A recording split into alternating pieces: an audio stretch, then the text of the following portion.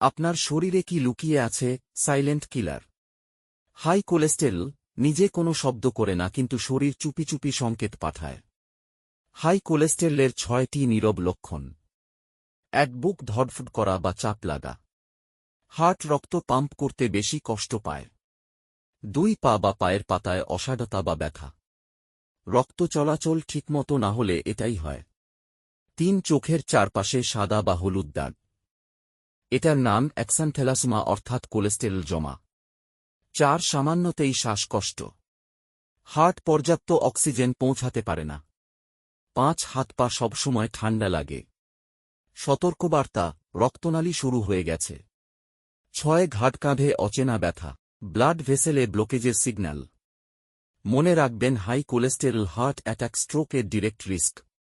এখনই যা করবেন: রক্তের লিপিড প্রোফাইল টেস্ট, তেল ঘি ভাজা কম খাবেন। প্রতিদিন হাঁটবেন ৩০ মিনিট।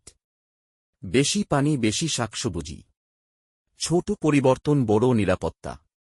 নিজেকে আর পরিবারের হৃদয়কে সুরক্ষিত রাখুন।